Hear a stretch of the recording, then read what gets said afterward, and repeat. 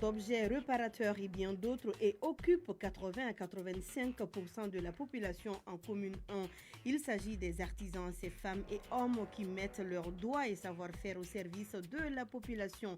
La chaîne de Chevaux est allée à leur rencontre afin de savoir comment ils s'organisent et gèrent leur économie.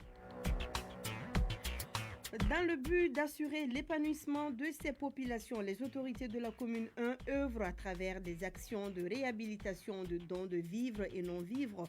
On en saura plus dans un instant. Parlant d'infrastructures sportives, la commune 1 vole la vedette à plusieurs autres du district. C'est ce que nous dira Mamadou Doumbia dans ce 12 heures. Vendredi 13 juin, mesdames et messieurs de la commune 1, en vous espérant en santé, bonjour à tous. Tout de suite, quelques découvertes en commune 1.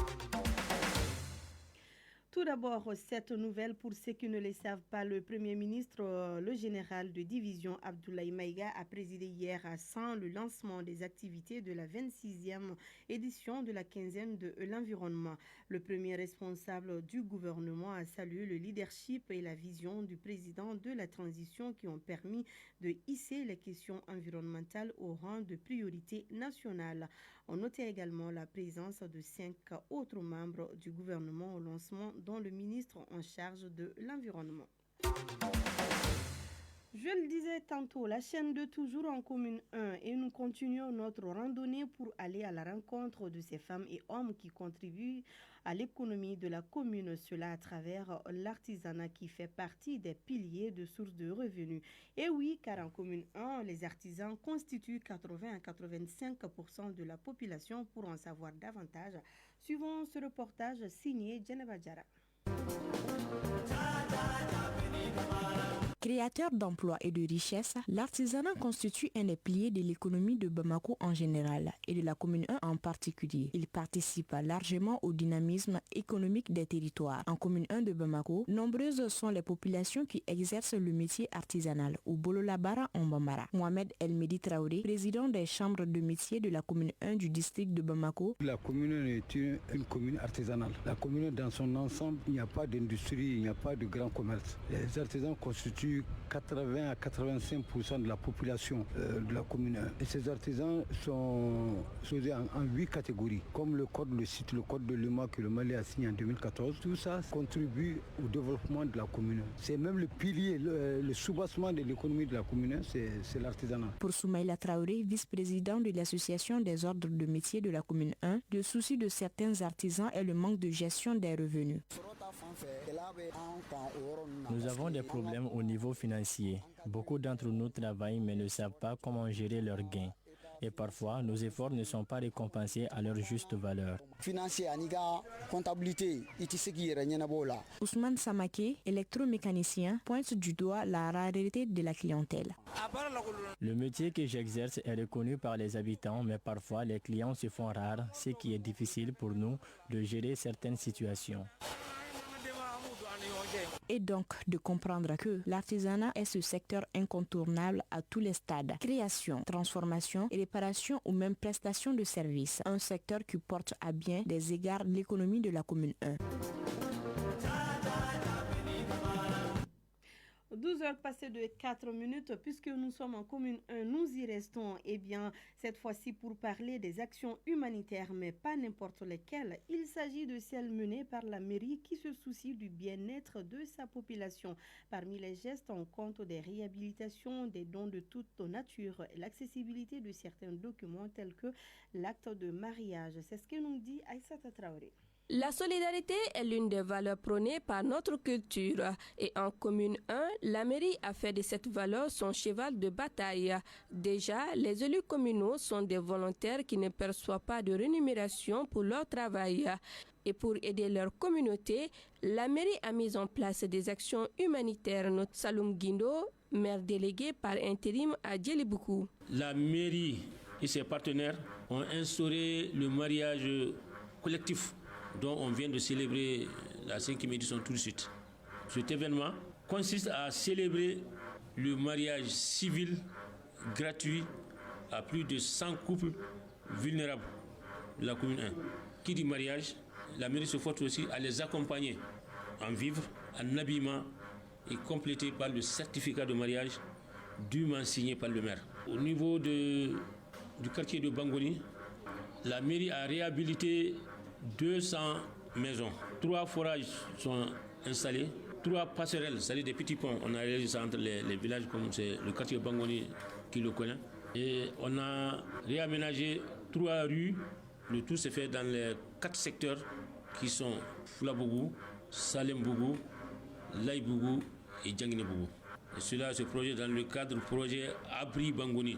La mairie a eu à réaliser un forage à Doumanzana, un forage à grand débit à Doumanzana, sur fonds propres. On a réhabilité la morgue du CCRF de la commune 1, mais cela grâce à la collaboration et à l'appui financier d'une personne anonyme.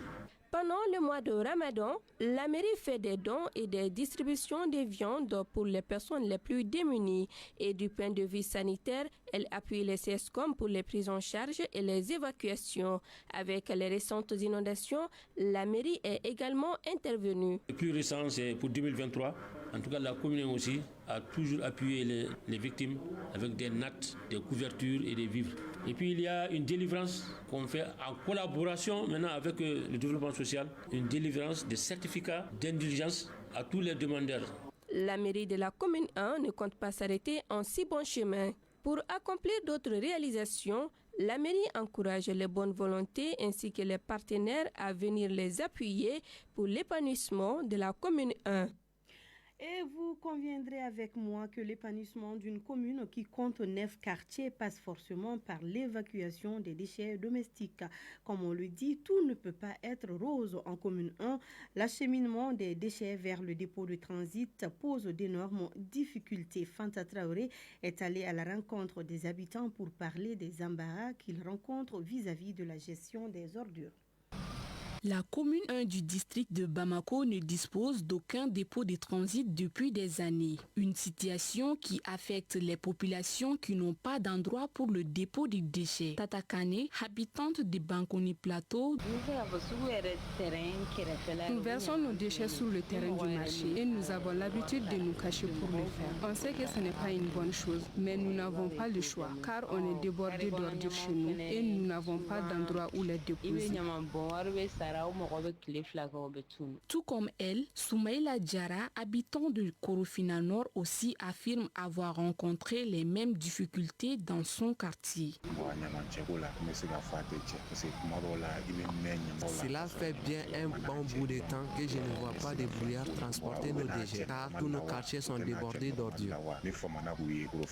Face à cette situation, Souleymane Dambélé, coordinateur de la plateforme d'assainissement en eau potable de la mairie de la commune 1, nous donne plus de précisions. J'ai dit 2002, c'était l'ouverture de la décharge, mais vers les années 2011, il y a eu une altercation entre la population. Entre-temps, la population a grandi, il y a eu une altercation entre la population et les exploitants de la décharge, ce qui a fait que le maire à l'époque, Mme Koté Fatoumata Doumbia, a pris une décision de fermeture de cette décharge. Dès lors, la commune 1 ne dispose aucun dépôt de transit aujourd'hui. Mais en 2019, un autre programme est le projet PGRCI, projet de gestion des risques climatiques et d'inondation, qui nous a demandé de chercher aux environs un dépôt. Malheureusement, on ne l'a pas eu. On était obligé d'aller en intercommunalité avec la commune de Djalakorodji pour trouver un espace à Tekedo pour en faire une décharge, un dépôt de transit. Malheureusement, le dépôt est à 13 km de la commune et là, elle n'est pas accessible aux différents acteurs d'assainissement. À noter que la gestion des déchets n'est pas bien coordonnée dans les différents quartiers de la commune 1. En outre, cette commune ne dispose pas d'un dépôt de transit final. Néanmoins, la mairie fournit beaucoup d'efforts pour satisfaire la population en matière d'assainissement. 12 heures passées de 10 minutes. L'assainissement doit être un compagnon fidèle d'une commune qui fait partie des mieux nantis en infrastructures sportives. Ces espaces offrent une énorme opportunité pour la promotion des jeunes et le développement de la dite commune. Mamadou Doumbia nous fait découvrir les espaces sportifs de la commune dans ce reportage. Le terrain Mali-Angers de Djelibougou draine plus des sportifs de la commune 1, puisqu'il est omnisport. Madani Traoré, président de l'association sportive de la commune 1. Djelibougou, le seul terrain valable du nom du terrain, c'est ce terrain municipal. Actuellement, on est en train d'installer un espace pour les pétanques. Pour ça, pour le moment, c'est des personnes de 3e âge qui viennent se réunir, qui jouent un peu à la pétanque là-bas. Derrière nous, nous avons la partie archéolophilie que tout le monde connaît sur la discipline Gorobara. Ici, ça c'est l'emplacement des Gorobara, qui est Yaban Force. Et à côté, il y a des espaces, jusqu'à peu près à 7 espaces pour les gyms. Installation privée, mais le sol a été fait par l'État. Tout ce qui est installation de matériel dedans, ça c'est les équipes même qui l'ont fait. Le soir, en général, ici, il y a à peu près une trentaine d'équipes de gymnastique. On est présentement sur le terrain synthétique qui a été financé entièrement par l'État. Dans le courant 2020, parce que ça fait à peu près 4 ans. C'est un terrain de compétition officiel. En plus de ces terrains, la commune dispose de plusieurs autres infrastructures sportives qui permettent aux jeunes de s'épanouir.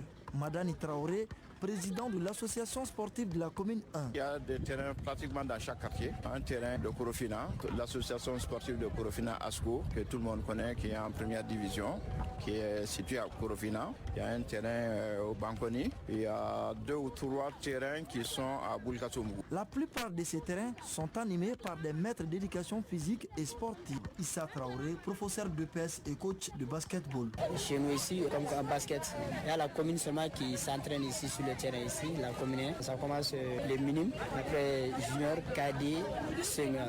Donc moi je suis au niveau des minimes. Partout où nous sommes allés, nous avons trouvé certains terrains en mauvais état. À l'approche des vacances, il urge de réhabiliter ces infrastructures pour permettre à nos sportifs de s'épanouir.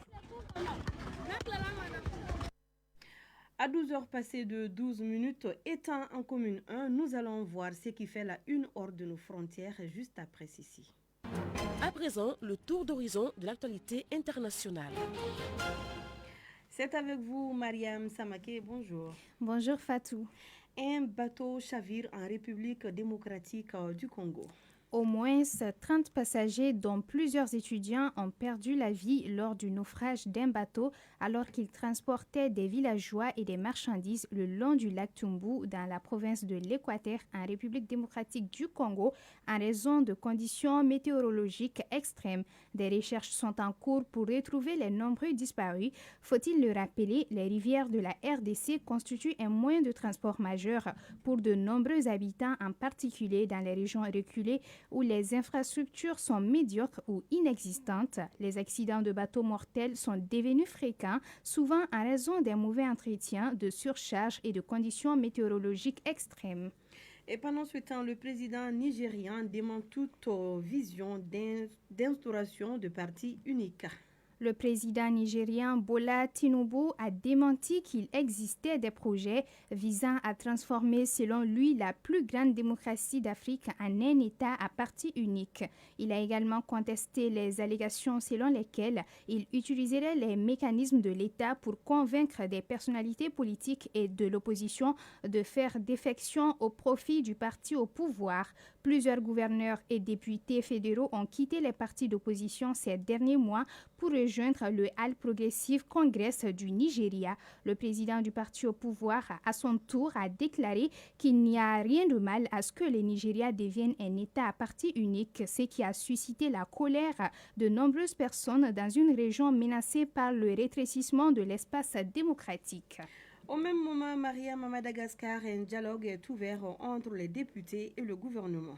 La rencontre gouvernementale avec les députés prévue par la Constitution a débuté hier à l'Assemblée nationale. Elle est l'une des rares occasions pour les élus indépendants et l'opposition minoritaire dans l'hémicycle de confronter l'exécutif. La session a eu lieu sans la ministre des Affaires étrangères et le ministre de l'Environnement, tous deux très attendus sur des dossiers clés, à savoir le différend des îles éparses avec la France et un projet minier vivement contesté dans le sud du pays. Durant la première journée de la session, les élus ont interpellé le gouvernement sur les urgences socio-économiques, entre autres les délestages, les coupures d'eau et l'insécurité. Et c'est ce qui fait l'actualité internationale, Fatou. Merci Mariam, on se dit à vendredi prochain, s'il plaît à Dieu.